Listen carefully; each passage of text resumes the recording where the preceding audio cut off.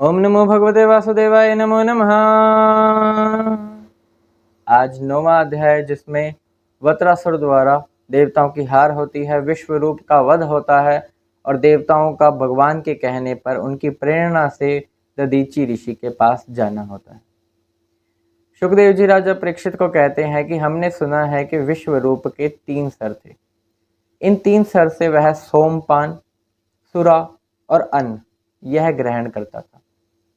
यह जो तीनों सिर थे, यज्ञ के दौरान ऊंचे स्वर में यज्ञ अनुष्ठान होता था, मंत्र आदि गाए जाते थे और इनके जो पिता त्वष्टा आदि यह 12 भाई थे। जो विश्व रूप की माता थी वह असुर कुल से थी, इसलिए जो विश्व रूप थे यज्ञ के दौरान छिप छिप कर असुरों को उनका भाग दे देते थे, यानी आहुति डाल देते थे। असुरों के नाम की देवताओं के नाम का यज्ञ, देवताओं को उनका हिस्सा मिला, लेकिन उसमें से असुरों को भी हिस्सा उन्होंने देना शुरू कर दिया। इस हिस्से के कारण जब तक किसी को पता नहीं था तब तक तो कुछ नहीं हुआ, लेकिन जैसे ही इंद्र को पता चला कि विश्व रूप यह कर रहा है, यह तो कपट है, देवताओं के प्रति अपराध है, तो ऐसा सुनते ही उन्होंने उसके तीनों सर काट दिए। वो 3 सर 3 पक्षी में बदल गए, जो कि है पपीहा, तीतर और गोरैया, गोरैया स्पैरो।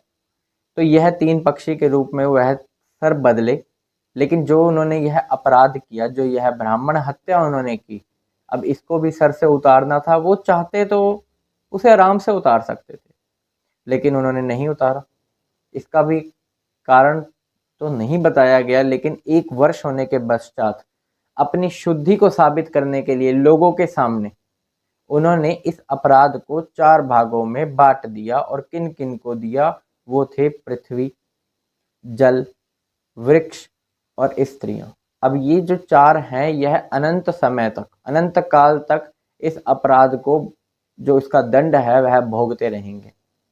इससे इंद्र की जो अपराध किया उन्होंने, उसकी शुद्धि हो गई। इनको बदले में एक एक वर भी मिला। जैसे हम पृथ्वी की बात करें तो पृथ्वी का भूमि जो है वह कहीं कहीं पर बंजर पाई जाती है, तो यह उसी हत्या के कारण है। जो स्त्रियों का पीरियड्स का आना होता है, हर महीने वह जो दुख सहन करती हैं, पीड़ा सहन करती हैं, यह भी उसी हत्या के कारण है। वर क्या क्या प्राप्त हुए इनको? पृथ्वी को वर प्राप्त हुआ कि जहां कहीं भी पृथ्वी पर गड्ढा होगा वह स्वयं अपने आप भर जाएगा। स्त्रियों को यह वर प्राप्त हुआ कि वह हमेशा मर्दों का सहवास कर सकेंगी। और 2 हैं इसमें, जल और वृक्ष। जल को वरदान मिला कि वह कभी कम नहीं होगा, दिन ब दिन उसकी बढ़ोतरी ही होगी। और अपराध के तौर पर उसे यह भुगतना पड़ा कि जल में बुदबुद और फेन पाया जाएगा। अब एक वृक्ष, वृक्ष में जो गोंद पाई जाती है वह उसी ब्राह्मण हत्या की वजह से है। और वृक्षों को यह वरदान मिला कि तुम्हारा जो भी अंग कट जाएगा वह स्वयं आ जाएगा। तो ये जो अपराध था 4 भागों में बांटा गया और इनको एक एक वरदान दिया गया, जिनमें पृथ्वी, वृक्ष, स्त्री और जल आते हैं। इसके बाद जो उनके पिता थे विश्वरूप के, यह अभी भी क्रोधित हैं। यह तो बदला लेना चाहते हैं। इन्होंने यज्ञ किया, यज्ञ में एक शत्रु इन्होंने उत्पन्न किया, बड़ा ही विकराल शत्रु था वह। और पंचन नाम की अग्नि द्वारा, जिसको दक्षिणा अग्नि भी बोलते हैं, उस अग्नि से वह शत्रु उत्पन्न हुआ, जो कि इंद्र को मारने के लिए उत्पन्न किया गया था। वह शत्रु जो था इतना बड़ा, इतना विकराल, इतना भयावना था कि वह जब खड़ा होता और मुंह खोल के जबाई लेता तो मानो उसके आकाश पी जाए वह अपने मुंह से, अपनी जीभ से सारे ग्रह चाट जाए। इतना भयावना। उसका मुंह एक जले हुए पहाड़ के समान काला। उसके जो बाल थे वह कोई तांबे की तार हो और तपी हुई हो, और जैसे वो लाल हो जाती है तो वैसे उसके लाल रंग के बाल थे। इतना बड़ा उसका शरीर था। जब वह तलवार लेकर नाचने गाने लगता है, एक त्रिशूल था उसके पास जिससे मानो उसने आकाश उठा रखा हो, और जब वह नाचता गाता उसे लेकर तो पृथ्वी ही कांप उठती। सभी देवता लोग अपने अनुयायियों के साथ वहां पर जाते हैं उसका वध करने के लिए, लेकिन वध करना तो दूर की बात, वह तो उनके सारे अस्त्र शस्त्र ही खा जाता है, निगल जाता है। देवताओं की वहां पर हार हो जाती है और वह इतना बड़ा और इतना विकराल था कि उसने सारा का सारा आकाश घेर रखा था। इसी के नाम से उसका नाम वत्रासुर पड़ा। वत्र और असुर, इन दोनों को मिलाकर उसका नाम वत्रासुर पाया गया। अब देवता लोग परेशान हुए जब तो उन्होंने अपने हृदय में नारायण भगवान को याद किया। नारायण भगवान की जब उन्होंने स्तुति करनी शुरू की, जब वह उनसे कुछ कहने लगे, कहते कि आपने इस सृष्टि का निर्माण किया है, सर्वप्रथम हम आपको नमस्कार करते हैं, हम आपकी शरण में आए हैं, प्रभु हमारी रक्षा करो, हम पर संकट आन पड़ा है। यह जो वत्रासुर है यह हमारे सारे अस्त्र शस्त्र निकल गया है, इसने हमारी संपत्ति का भी हरण कर लिया है, कृपया करके आप हमारी रक्षा कीजिए। जब वह इस प्रकार अपने हृदय में बोल ही रहे होते हैं, तभी पश्चिम की ओर से वह भगवान अस्त्र शस्त्र जो भी शंख चक्र गद पद धारी वह सामने प्रकट हो जाते हैं और उन्हें देखकर सभी देवता दंडवत प्रणाम करते हैं। उनकी वेशभूषा वैसी ही है जैसे कि स्तुति पहले के अध्यायों में बताई गई है, बस एक उसमें फर्क था कि उनके गले में कौस्तुभमणि नहीं थी और उनके वक्षस्थल पर वह चिन्ह नहीं था। वत्स चिन्ह जो है वह उनके वक्षस्थल पर उस समय नहीं था। भगवान जैसे ही आते हैं दंडवत प्रणाम होता है, भगवान के धीरे से खड़े होते हैं, जो देवता लोग हैं वह धीरे से खड़े होते हैं, उन्हें प्रणाम करते हुए कहते हैं, उनकी स्तुति करना शुरू करते हैं।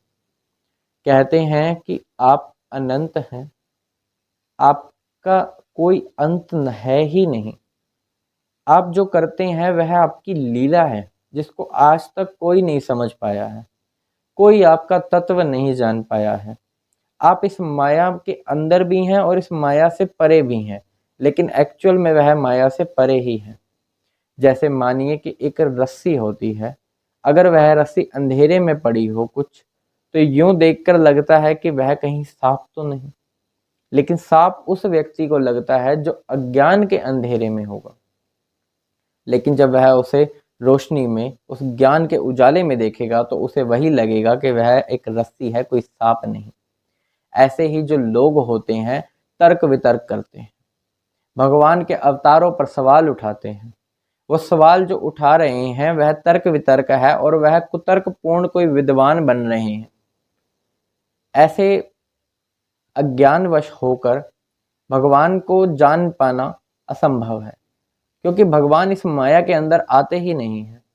जो भगवान का एक सच्चा भक्त होता है वह भगवान के अतिरिक्त उससे कुछ मांगता भी नहीं है। ऐसा नहीं है कि भगवान उससे किसी चीज़ से वंचित रखते हैं। जो भी भगवान का प्रिय होता है या भगवान जिस पर प्रसन्न हो जाते हैं उसके लिए कोई चीज़ दुर्लभ नहीं है, कोई चीज़ पाना उसके लिए असंभव नहीं है, वह सब कुछ पा सकता है। लेकिन एक सच्चा भक्त भगवान से केवल उनको ही मांगेगा, ना कि यह विषय की चीज़ें। देवता लोग स्तुति करते हैं, उनके अवतारों का उनको याद दिलाते हैं कि आपने कैसे वेदों को बचाया, कैसे नाव और कैसे कच्छप रूप अवतार धारण किया, कैसे अपने हिरण्यकश्यप का वध किया, कैसे कंस का वध किया, कैसे रावण का वध किया। तो यह सब उनकी लीलाएं, उनकी कथा, यहाँ तक कि भगवान जब खुद इन पक्षी मनुष्य इन योनियों में आते हैं तो वह भी अपने कर्मों के प्रारब्ध के अनुसार दुख उठाते हैं जब वह इस जीवन में होते हैं। तो मनुष्य को भी अपने कर्मों का हिसाब किताब देना ही पड़ता है। जब इस प्रकार देवता लोग स्तुति करते हैं तो भगवान बहुत ही प्रसन्न हो जाते हैं।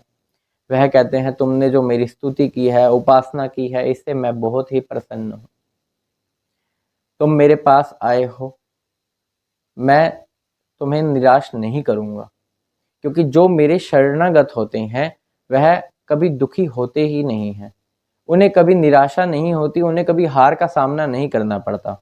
तो वह उन्हें उपाय बताते हैं कि अब वह कैसे इस सिचुएशन से बाहर निकले।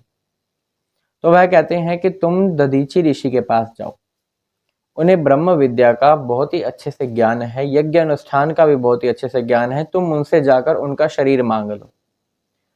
जो दधीचि ऋषि हैं इनका दूसरा नाम अश्वशिर भी है। अश्व घोड़े को बोलते हैं। और यह नाम जो रखा गया इसके पीछे एक कथा है, पहले उसको जान लेते हैं। कथा कुछ इस प्रकार है कि दधीचि ऋषि के पास अश्वनी कुमार आते हैं दोनों। वह कहते हैं कि आपके पास जो ब्रह्म विद्या और यज्ञ अनुष्ठान का ज्ञान है वह आप हमें दीजिए। वह जब इस प्रकार कहते हैं तो उस समय ऋषि थोड़ा व्यस्त होते हैं। वह कहते हैं मैं एक काम में लगा हुआ हूँ, इसलिए मैं तुम्हें कुछ समय बाद इसका उपदेश दूंगा, तो तुम कुछ समय बाद आना। जैसे ही वह वहां से जाते हैं, इंद्र वहां पर आ जाते हैं और कहते हैं कि तुमने अगर इन्हें उपदेश दिया तो मैं तुम्हारा सर काट दूंगा। अब ऋषि सोच में पड़ गए कि मैं क्या करूं। अश्विनी कुमार दोबारा फिर आते हैं।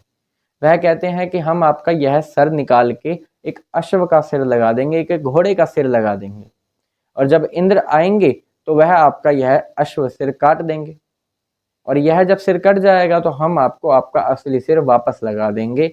इसलिए उनका नाम वहां पर अश्वशिर पड़ गया, और उसी घोड़े का सर लगाकर उन्होंने उपदेश दिया अश्विनी कुमार को। तो नारायण भगवान बोल रहे हैं देवताओं को कि तुम उनके पास जाओ, उनका शरीर मांगो, वह अवश्य ही तुम्हें अपना शरीर देंगे, और उससे एक आयुध तैयार करो और उस आयुध के द्वारा उस वत्रासुर का वध कर दो।